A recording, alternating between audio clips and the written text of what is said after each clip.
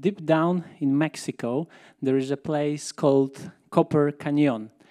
It is a pretty hardly accessible place. First, you need to go whole day with a jeep there, then 2-3 days of trekking down to the bottom of this canyon, which, by the way, is deeper than the Grand Canyon of Colorado. And this place is pretty distant from the civilization as we know it, and has been chosen by Tarahumara Indians as a place for their settlement. They have their villages there, they kind of live there and escape from the civilization. And the vastness of this canyon actually makes them to run. If they want to visit their friends, they need to run. If they want to visit their neighbors, they need to run. Also, they run for food, they run for fun as well. So they naturally became pretty good at running. And someone, it was Mika True, wanted to verify how they run versus the best ultramarathoners from the Western world, and wanted to organize a race, which wasn't an easy task itself. But as you can see on the screen, eventually it pushed through. On the right-hand side, we see Arnulfo Quimare from Tarahumara tribe, one of the best runners there. And on the left-hand side, we see Scott Jurek, one of the best long-distance runners from the Western world, from the United States. And today I'm going to get you through to something I call crypto ultra marathon. So what cryptocurrencies are, some of you might be aware of what blockchain is. These are decentralized networks powered by cryptocurrencies, and you can build anything on top of these decentralized networks. You can build monetary systems, you can build new finance, you can build something what we call Web3. And there are thousands of projects in this space chasing to be the one, coming up with their solution. We will study some of them today. Okay, so what is ultramarathon then? Marathon, some of you might be aware of, is a race on a distance of 42 kilometers, 195 meters. Ultramarathon, by definition, is anything longer than that, but it's not like most often 43 kilometers. It would be rather 100 kilometers, 100 miles or more. And preparing for those races takes a lot of time because you know, running for 100 kilometers takes day, 2 days. Running for 100 miles takes 2-3 days as well. So it's very, very demanding. It's very time-consuming. And we often run in mountains, in deserts. We run in nature. So it also takes difficulty, it takes extra effort to prepare it. So I say we, because I also run these races, and what you can see on screen, it's me on the finish line of Lavaredo Ultra Trail. It was June this year, 120 kilometers of pleasure of running 20-something hours. So I spent this time as well for thinking about life, thinking about technology, thinking about crypto. And I do see some similarities between these two disciplines. And those similarities under this umbrella of crypto ultramarathons I'm going to cover today. And what I do believe, appearances are deceptive. So let's have a look on this lady in this headscarf on her head, running in this blue skirt, and definitely not a running pole in her hand. It's rather just a common stick. So seeing her, you'd probably think she's escaping from something or in a rush, but definitely not a runner, right? And the guy on the bottom, running in the sandals, is a stupid idea. And definitely not the running shorts. It's diaper, or what's that? He definitely isn't a runner. Maybe, again, being chased by an animal. So at the first glance, you wouldn't expect Tarahumara to be a great runner. Appearances are deceptive. But on the right-hand side, we see start of Ultra Trail de Mont Blanc, one of the most recognizable and prominent races in the Western world. It's 100 kilometers around Mont Blanc. I participated in some of these races in the past as well. And yeah, we were there. I mean, these runners, I'm part of this community as well. We wear branded clothes, cushioned shoes, you know, watches, beautiful watches with navigation, backpacks. In these backpacks, all this equipment needed, nutrition, etc. So at the first glance, yeah, those are great runners. If I make a random poll, probably asking you who's a better runner, left side or right side, I probably would get a clear answer to this question. Yeah, but appearances are deceptive. Tarahumara, by their simplicity and by nature being a runners, they became pretty good at it. They run smoothly, they run without injuries. And similarly, in the technology space, especially I'm covering today the crypto space, we see many projects with beautiful covers, beautiful marketing, pumped a lot of money into the websites, building their stories, how great they are.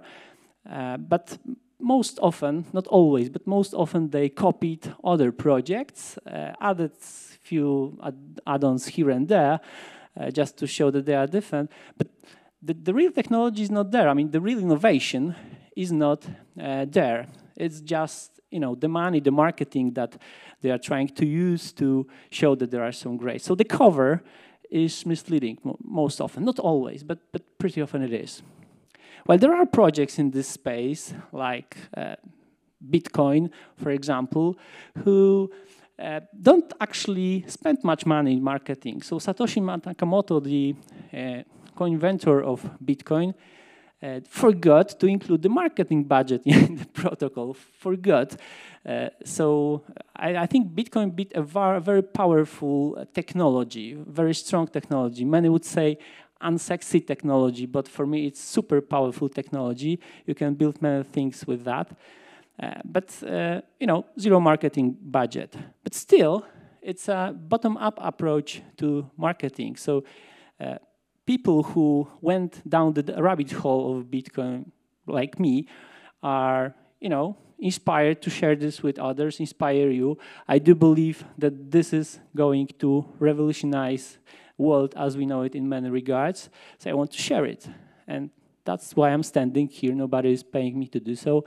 And I want to spread the word about Bitcoin. Similarly, Ethereum, another very good project where you can build anything on top of Ethereum. Ethereum attracted developers. They are building. These developers are attracting even more developers. What they've built is being used by others. And in result, even more advanced things can be built on top of decentralized network like Ethereum, and the ecosystem grows despite the marketing budget is zero. Algorand, by the way, I'm part of the community as well. And if you like to talk, I will be nearby after this talk, so don't be afraid.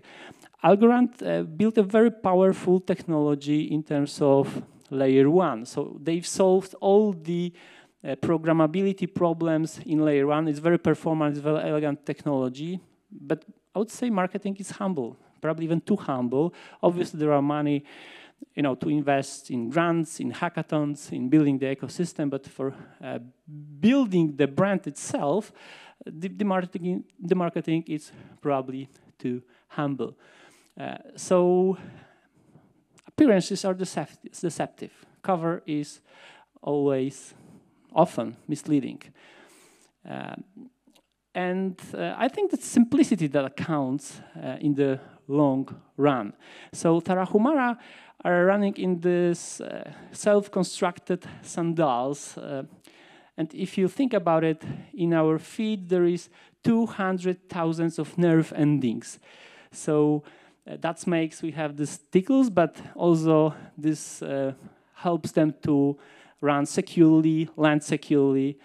Our feet, there is 1/4 of all the bones from human body. So there's 206 bones in our human body, so 50 something of these bones is in our feet, muscles, joints, etc. So our legs and our feet are great machines for running, great machine for landing, for secure running, and this is the simplicity that helps our human bodies to become like a kind of natural engine for running. And also, Tarahumara, they don't use advanced nutrition gels. They use just this chia seed drinks with fruits inside, and this is sufficient to run for 100 kilometers or more. So they kind of use the simplicity for their benefit. They run thanks to that smoothly. They are lean. They again are running safely because you know, we feel the ground. You are not exposed to injuries. In the Western world, we are used to, you know, those cushioned shoes and stuff like that, which is a workaround. It's a workaround that we haven't solved the real problem in the first place. That's my opinion. Our fitness level is not that good. We have other, you know, inabilities which we need to work around with stuff like shoes. Tarahumara don't need to do that. Running is part of their nature. Similarly, in the technology space, when I see solutions building overcomplicated architectures like layer over layer over layer, multiple bridges, add-ons, it's a sign that we haven't solved the real problem in the first place, I believe. Many problems could have been solved in the base layer of the technology stack, but we work around it with add-ons. And in result, I mean, the more complicated solution is, the more inefficient it is, the more vectors of attacks you introduce. And again, the more layers, the more frictions, the more expensive it is to run the stuff. So I think it's simplicity that counts. Albert Einstein said, things should be made as simple as possible, but not simpler. So there is this level of simplicity we should target to achieve. So Tarahumara running barefoot probably wouldn't be a good idea, but you know, this minimum protection with a sandal is a good idea. Barefoot, you know, would be exposed to rocks, to needles, but sandals protects you and again gives you this security because you feel the ground and you can jump efficiently. In the technology space, I think we overcomplicate things too much. While there are, again, Bitcoin solve it, I think, in pretty elegant way as well. So Bitcoin isn't trying to solve all the problems of the world. Bitcoin is just trying to build a mutable ledger for peer-to-peer transactions that would be super secure.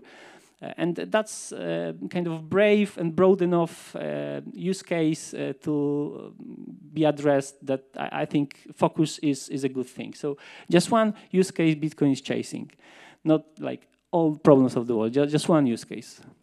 And to do that, actually, Bitcoin needs to be super secure. Currently, security of Bitcoin we can measure in terms of exahashes per second. And so it's a computational power provided to secure the network. I will not go into details, it's pretty complicated, but 400 exahashes per second, that's more or less current level of security. We are at all-time high, and just to give a feel, it's like 1,000,000 times faster than the best supercomputer of the world. So it's the most secure network on the planet, being secured by 17,000 nodes in the public network, probably 2-3 times as much, not revealing themselves somewhere in a Tor or something.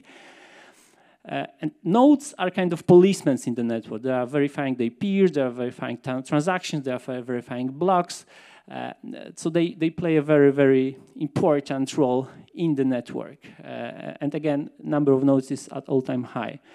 Bitcoin's uptime is nearly 100%. There were two small incidents, maybe not small, but two early incidents in 2010 and 2013, we'll cover them in a bit, which are impacting the score not to be 100%, but it's nearly there. It's just a few hours of malfunctioning over the period of Bitcoin existence, which is 14 years. So I think it's not much. I mean, performance is super strong. The malfunctioning is not that huge, providing that it's worked 24/7. It's governed by community. There is no CEO. There's no centralized leadership and stuff like that. Bitcoin got never hacked. And the value locked in Bitcoin is $500 billion. So you can imagine there are hackers, organizations, other institutions trying to breach it. So I think Bitcoin, so far, so good, proves to be super secure. And again, I think made it thanks to this simplicity. Algorand built this performant layer 1 solution. You can build any decentralized application on top of Algorand. And Algorand solved many of the problems in layer 1. You don't need multiple layers. It's elegance thanks to cryptography. So many problems have been solved thanks to the beauty of cryptography. And thanks to that, Algorand is capable of processing 10,000 transactions per second and is finalizing these transactions in a bit more than 3 seconds, meaning that once you submit the transaction to the blockchain, it's set in stone, it's irrevertible, it stays there forever. Those metrics will soon increase further, so we'll be even faster and even more efficient in finalizing this transaction. And again, this is cryptography. This is the power of cryptography.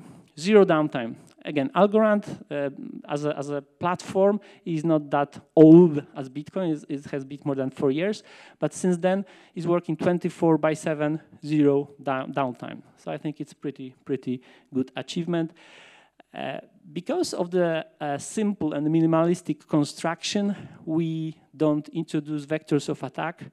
It becomes efficient. There are less frictions to run and operate these networks.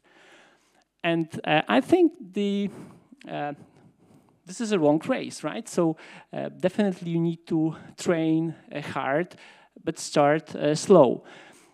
And also this simplistic approach helps you to be lean in this extra long run.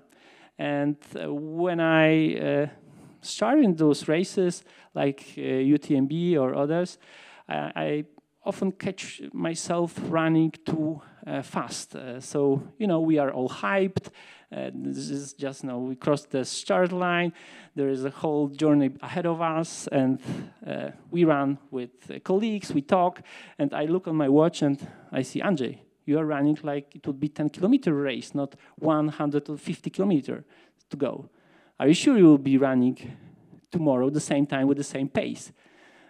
You still will need to run tomorrow, maybe even day after tomorrow. So sometimes I slow down, and usually with the benefit of myself. So we go into the hype of others, we try to chase, we underestimate the length of the race, and it leads to pretty big ratio of DNFs, did not finish.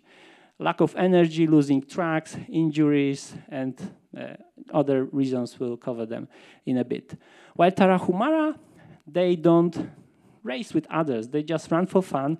They listen to their bodies. They do it because it's part of their nature. They try to find the kind of stable pace and run with smile and try to be who they are. In the crypto world, in the technology world, as I've mentioned, I see many projects just coming for, like, you know, steal the technology or copy-paste what others have done, adds a few more features here and there, try to show they are different, you know, add marketing. But the innovation is not there. The real technology is kind of copy-paste from others, and that's just to appear in the coin market cap for a few months and then go for other stuff because they failed to complete the race. They maybe even didn't have the intention to complete the race in the first place. But projects like Bitcoin, I think there are projects which are having those deep roots. And Bitcoin theoretically got born in 2009 when the kind of network started, but the underlying technology started in 70s. Cryptography got born in 70s. Then we, in 90s, have seen the cypherpunks movement. Cypherpunks were guys who were fighting for privacy in the digital world. They've seen this problem of already kind of progressing digitalization of everything. They wanted us to have digital cash so that we can transact in a private manner, same like we can still in today's world. We can give somebody cash for something, and in some privacy is a basic human right. It's the most important human right. We want to have it as an option for a financial transaction. So cypherpunks were working on various solutions to address this already in 90s, and there were projects by Adam Back like Hashcash, projects by Hal Finney like reusable proof of work, which were trying to deal with this problem. This project failed, but they built something what was useful. And then in 2008, Satoshi Nakamoto came and solved one unsolvable problem, which is a double spending problem. So how to ensure that once I send the money to somebody else, I don't have it.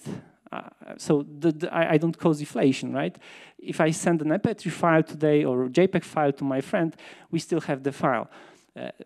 How to solve that in the digital world? If I send $100, there is just $100 in circulation, not $200, which causes huge inflation. In the centralized world, how we solve it is with central entities like central banks or other financial institutions who are maintaining this like a shared register where basically they take care of the accounting stuff. But in the decentralized network where there is no centralized entity, it was unsolvable problem prior to Satoshi Nakamoto, the inventor of Bitcoin. So Satoshi Nakamoto came all these lessons from his colleagues, added this extra feature of double spending problem resolution, and that's what Bitcoin was born. So the history is really, really long. The network started in January 2009, and even in first months of network operation, Satoshi Nakamoto started slow. I mean, he was a slow miner. Miner was somebody who was providing the computational power to the network. He was mining with parts of his computational power so that others can join, so the network can be more decentralized, not to overtake the whole network. So those are the behaviors in the early days of Satoshi Nakamoto. So there is a multi-decades history behind Bitcoin, which basically led to the invention as we see it today. Algorand, the history also has pretty deep roots. So Silvio Micali is a cryptographer at MIT, Massachusetts Institute of Technology, working on crypto algorithms there, like VRFs, so randomness thanks to cryptography, or zero knowledge proof. So how to prove to someone that I know something without revealing all the facts. We have rather use it for like logging in, putting in passwords in our accounts today. So even not realizing that ZK stays behind it. So Silvio Micali was working on all these cryptographic algorithms already in 80s. Then for his works got awarded Turing Award, which is an equivalent of Nobel Prize in the computer science. It was in 2012. I founded Algorand 2017, mainnet live in 2019, and is working smoothly ever since. So again, it's like a multi-decades history that led to invention. It is not copying others. I think it's the harder way, but that's how the real inventions are getting born. That at least what I believe in. And endurance, it's something that counts in those races. This ultramarathons will be running on deserts, in mountains, sometimes we'll be crossing rivers, sometimes it will be very hot, sometimes it will be raining, sometimes, the environment conditions are really, really tough. So there are many reasons to give up. There are many reasons to say, not this time, maybe next time. But only those who, have this endurance and persistence to continue despite all those obstacles have chances to complete the race. Maybe not win it, but at least complete the race. In technology space, particularly in the crypto blockchain space, which I am part of, obviously there are many obstacles. There will be bear markets, lack of funding. Developers will leave for better technology, for other projects.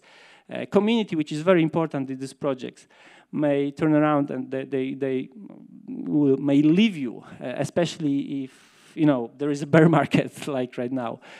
So you need to really believe in what you are doing to keep on building, especially if you encounter hacks and it can undermine your self-esteem. If you are proposing changes to your protocol, to what you are doing, some of your community, some of your developers may disagree, they may leave you, and again, how to deal with this, how to keep on building, how to find the motivation to continue. So it's easy to get filtered out, it's easy to give up. But even if you are super well prepared, you will have crisis. Crisis is inevitable. Crisis will come no matter what. It's not a question of if, but when and what kind of crisis you will have. On the down left side of the screen, we see the Badwater ultramarathon. Scott Jerk, the same guy who will be participating in the Tarahumara race next year, in 2005 is running Badwater. Badwater, meaning it's really, bad race. It's actually it goes through Death Valley in United States, the hottest place on Earth, and the distance is more than 200 kilometers. In the middle way through, Scott, due to dehydration, overheating, lost his consciousness. And luckily, you can be supported with a support crew on those races. So Scott support crew, in this case, help him to regain the consciousness, help him to kind of stand up, and Scott got a few minutes to recover and kept on running. Not only he completed the race, he won it. So in this kind of super high crisis, he found an energy and motivation to move on. Kilian Jornet, another great ultramarathon runner, in 2017 was participating in Hard Rock 100. Hard rock, meaning it's really hard, rocky race, 100. It's on a distance of 100 miles, and it happens in the United States. And Kilian, being extremely talented runner, fell at mile of 17, so still 83 miles to go. Not only he fell, but he also dislocated his shoulder. So what do you do in this case? Probably most of us would just call a helicopter and say, get me from here, that's the game over. But that's not how the best of breed do it. Kilian made this self-constructed sling, stiffened his shoulder and arm, and kept on running. Not only he completed the race, he won it. So that's how you do that if you are really on something, you really believe in what you are doing. I personally didn't have, luckily, those kind of injuries and crises in my races, but running 2 nights in a row, I sometimes have those hallucinations. So rocks and leaves on my way are kind of shaping into something like animals. So it's on one hand funny, but it starts to be dangerous after a bit. So what do you do in this case? Keep on running even harder. So your heart starts to pump the blood even stronger, and it usually helps. On this last race, which I've completed in June, Lavaredo, in the middle of the night, I met a guy running without a headlamp. His headlamp broke and he didn't have a backup. So we help each other. We are running together most of the night, and I know he managed to complete the race. So it's important to help each other. I think the good things are coming back to us. And again, I think it's a joint effort to win. In this crypto space, there are crises. I mean, even the best project like Bitcoin had crises. I'll just mention a few. So in the early years of Bitcoin, in 2010 and 2013, there were, let's say, bugs in the Bitcoin code, which could have been the end of Bitcoin. But luckily, the support crew of Bitcoin, being the Bitcoin core developers, captured this bug pretty early, fixed them, and that made the Bitcoin even stronger. So from this, what could have been the end of Bitcoin, from this crisis, actually Bitcoin became what it is today. So fast reaction, support crew helps. Bitcoin had other crises. So in 2015, 2017, we've seen, due to the increasing popularity of the network, more transactions were there. So the network became more expensive to use, slower to use. So there were various ways and discussions how to deal with this. So some people believe that we should bundle the transaction in bigger blocks, and in this way, process that transaction faster. Some people believed, part of the community, that we should optimize the code itself. So this eventually led to some fights in the community, forking the community, forking the network. Luckily, after a time, Bitcoin survived it. I mean, the real Bitcoin, right now, I think it's just BTC, it's one Bitcoin, and the one that has the strongest security. But it could have been the end of Bitcoin. It impacted the security at that stage. Incident, or not incident actually, attack from last year. Government of China banned Bitcoin mining in China, and China being a largest miner of Bitcoin at that time, 30% or 40%, maybe even at times, of hash power. So the computational power used to secure the network was located in China. So China saying no mining here was a big deal, and the hash power, the computational power used to secure the network started to drop very, very quickly.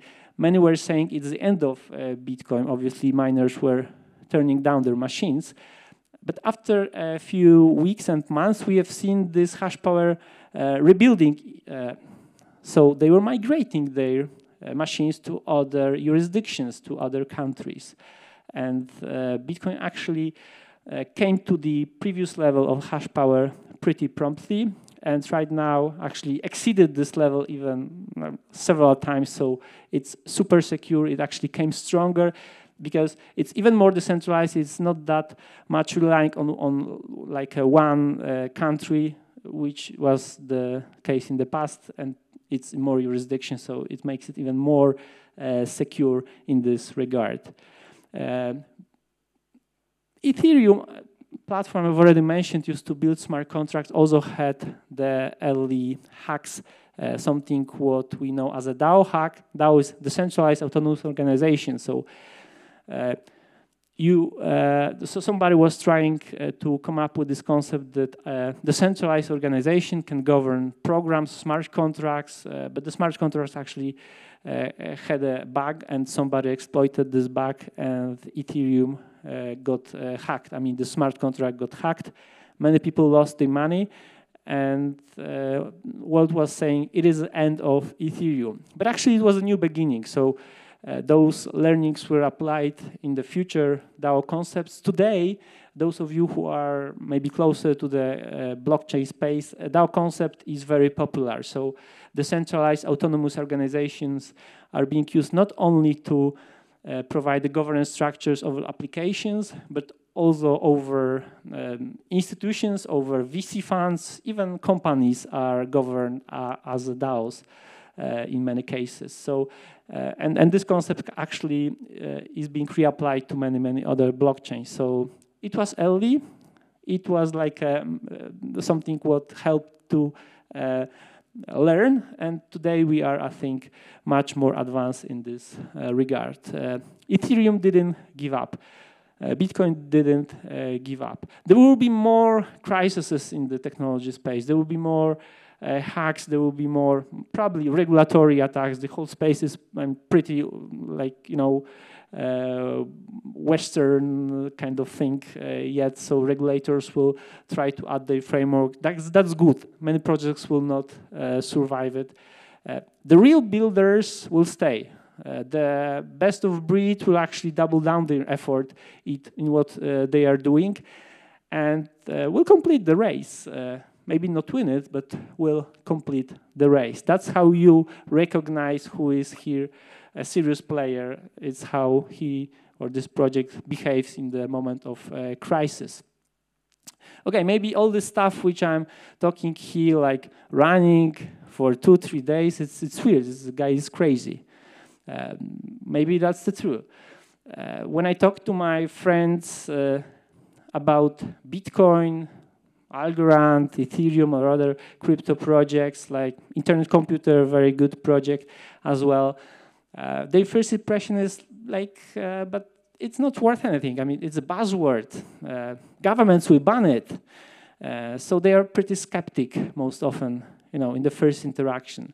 But after a time, some people start running. Some people start asking more questions. Okay, tell me a bit more about this Bitcoin or about these or other blockchain, and they find their way to digest it further. So if you are doing something really crazy, you are either gravely wrong, or you are about to change history. And you recognize, you know, if there is a chance that you are kind of on the path to change the history at least a bit, if others start copying you, like Bitcoin is being copied by others trying to make better Bitcoin, Ethereum is being copied by others with many Ethereum killer projects, but they are just, many projects are taking shortcuts, but facts that Ethereum and Bitcoin are being copied is fact that they're doing something unique.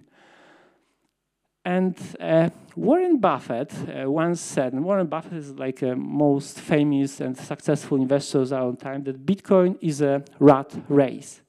Warren Buffett is a smart guy, right? So if he says something like that, he's probably right. If Bitcoin is a rat poison, then the real question is, who are the rats?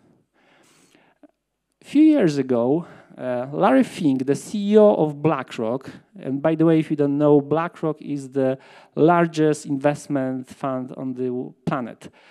If you'd compare the assets under management and all the financials which they're managing to a country, that would be the third largest economy on the planet after US and China.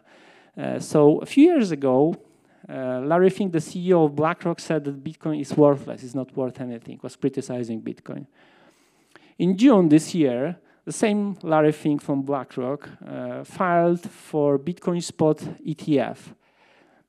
So he's trying to list Bitcoin as an ETF, so exchange-traded fund on traditional stock exchange in United States, so like NASDAQ.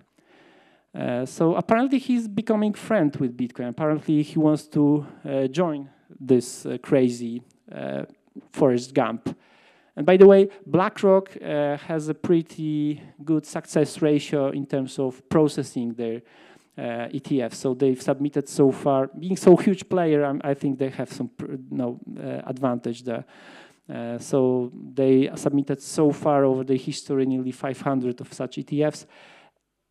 One was rejected, the rest was approved. So SEC, so Securities and Exchange Commission in the United States, needs to have a final say on this, but let's see how it goes. So if they start to copy you, then they change from critics to like to supporters, to friends. Then maybe you are on something. Maybe you are not that crazy. Okay, let's come back to our race. As I've mentioned, organizing this race wasn't an easy task. So Mika True, the crazy guy who wanted to make it happen, actually, he wanted to check if these Tarahumara are really so good runners, if they are better runners than the Western world runners. So he wanted to somehow convince Tarahumara to participate in this race, but they didn't actually care. They were not so much interested in it. But they escaped from this civilization. They didn't want all those Western world to come to their canyon. So Mika True was trying to bribe them with what we call as a dollars, as a fiat money, as the currencies which we use. But they don't use dollars there. What we do with your dollars? We don't do it. We don't need it. So eventually, he convinced them with corn seeds. Corn is good. We make this light beer out of corn. We do bread. So he offered them tons of corn seeds if they win. Obviously, if somebody from the Western world would win, then they would get their dollars.